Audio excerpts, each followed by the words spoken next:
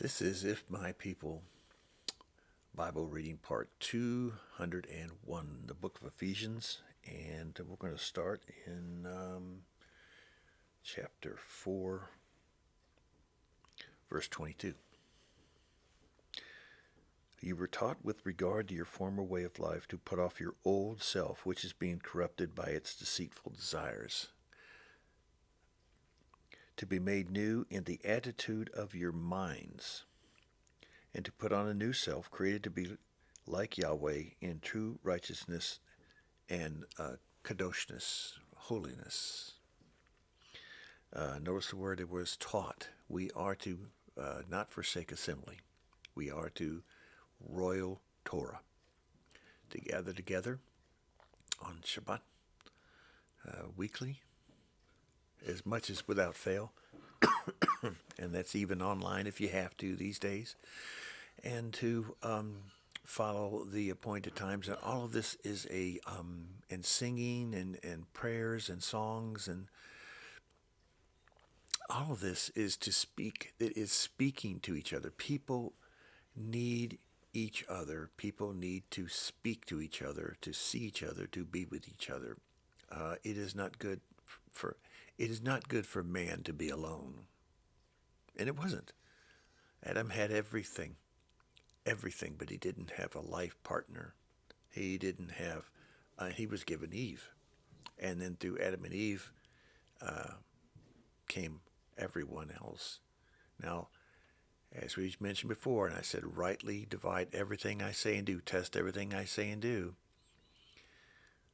If everything came through Adam and Eve and every human being on this earth, and Yahweh did not make human beings without the Ruach in them, in other words, the seed of salvation, I'm saying absolutely came through Adam.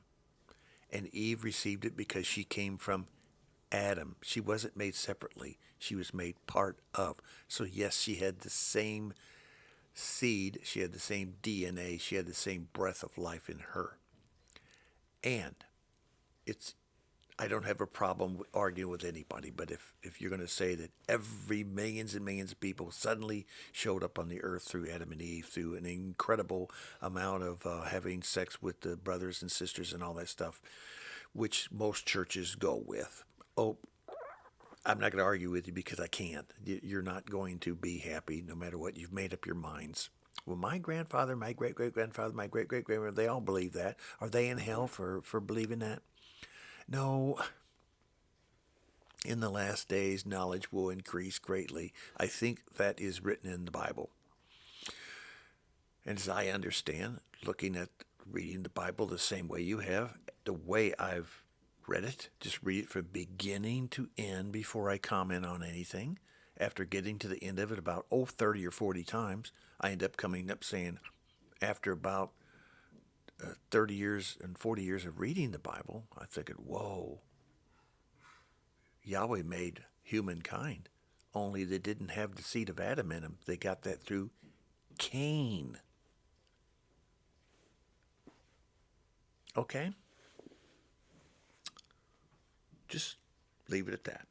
Let's go with, let's jump into all kinds of other stuff here. Let's go to chapter 5. Am I in chapter 5? Yeah, chapter 5, verse 1. Be imitators of Elohim, therefore, as dearly beloved children.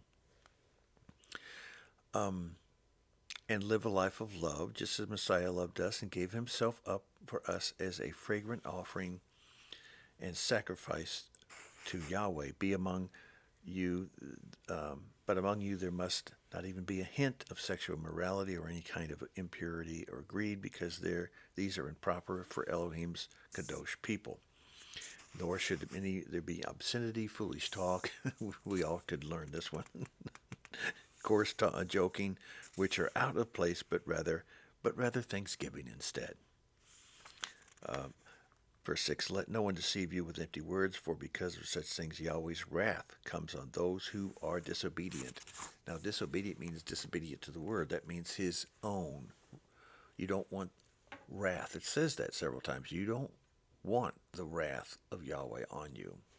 Pray that you don't have the wrath of Yahweh on you in these last days. Okay, we got that? All right. Chapter 6, verse 1. Children, obey your parents in Yahweh, for this is right. Honor your mother and your father, which is the first commandment with a promise. That's why Yeshua brought that up several times. Exodus 20:12 is where it starts. That it may go well with you, and that may you enjoy the long life on the earth. Now let's get into some good stuff here. Verse 12, chapter 6. For our struggle is not against flesh and blood, but against the rulers, against the authorities, against the powers of this dark world, and against the spiritual forces of evil in the heavenly realms. Interesting comment. It is vital to understand what the verse really means. For many who think we are in authority in the government and in power are not really the true direction of those in the real authority. Hidden dark authority that you cannot see are the ones to struggle with. Secret societies, see if you know any of these. Bilderberg groups, the Blue Lodge, York and Scottish Rites, Communism, the Grand Orient, B'nai B'rith, the 300, the Council of 33, the Council of 13, all are real, and they answer to one God. Little g, HaSatan. Plain and simple. The leadership does. I'm not saying the membership does. Just keep listening. For the millions who belong to societies with secrets, as mentioned, the great majority of you have no idea that your top leadership is using the mass names of these lodges, clubs, groups to achieve dark world denomination.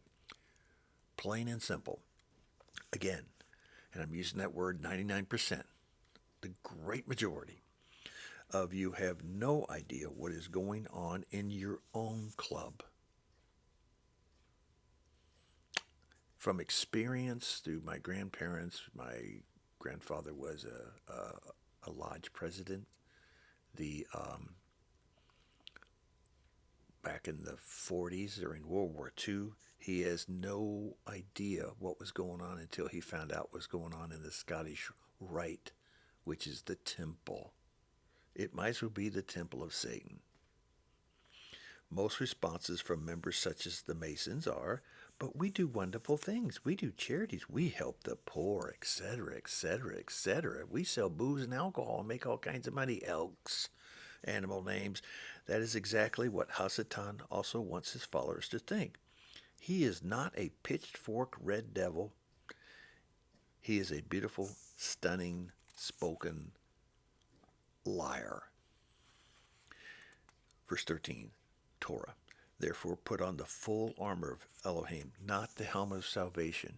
The helmet of salvation is the first thing you put on, but that's not the armor. You must put on the full armor, so that when the day of evil comes, you may be able to stand on your ground, and after you have done everything to stand, stand firm with the belt of truth buckled around your waist, with the breastplate of righteousness in its place, and with your feet fitted with the readiness that comes from the good news of peace, shalom, and a distance to all this. Take up the shield of faith, with which you can extinguish all the flaming arrows of the evil one. Take the helmet of Yeshua, the helmet of salvation.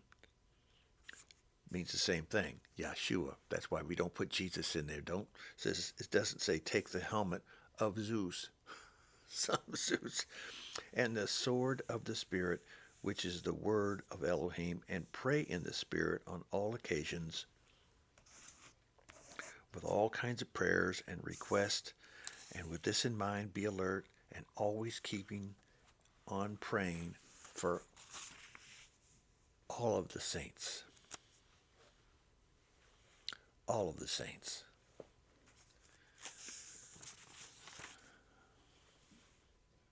And you will be able to be strong in the Master and his mighty power. That's another Torah.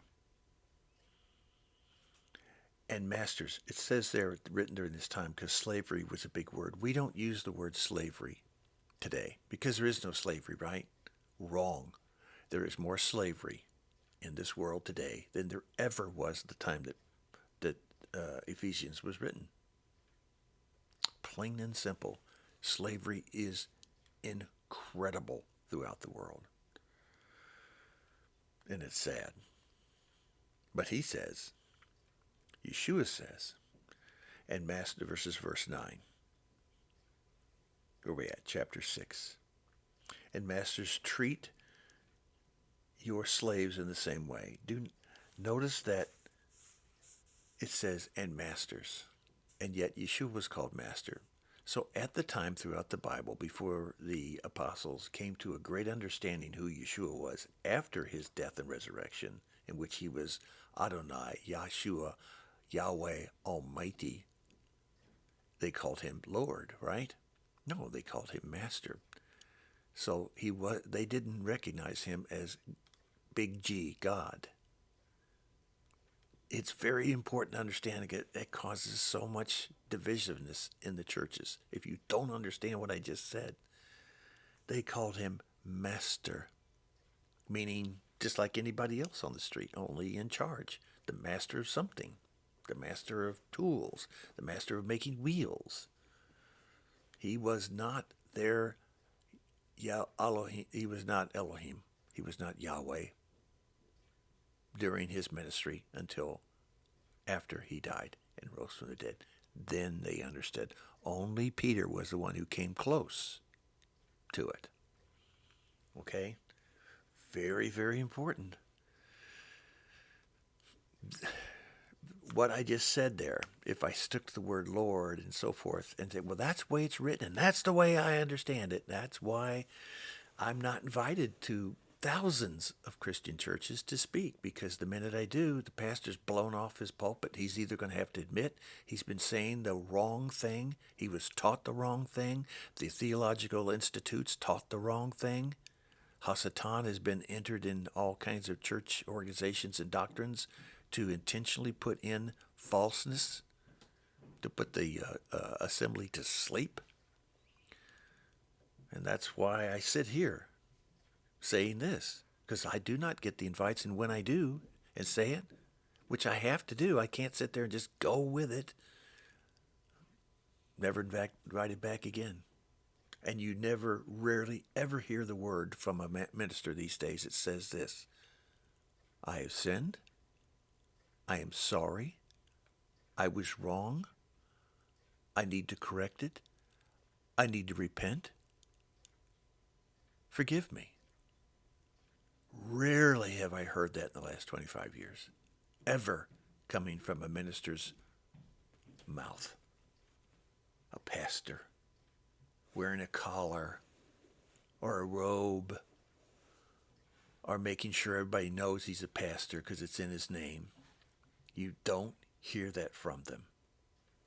And those that wrote the thousands and thousands and thousands of Christian books on the shelves that they know now it's wrong and they need to correct that book and do a re-edit, rewrite. Well, that costs money. Well, we wouldn't want to do. Well, I can't do. I run a business. If Yahweh was to come now and judge them, they would have to all go bankrupt worldwide. Wouldn't that be a mess? And maybe that's exactly what's going to happen. Maybe that's why sometimes Yahweh allows evilness to come in the United States, because he's told you for 2,000 years to straighten up, and you haven't.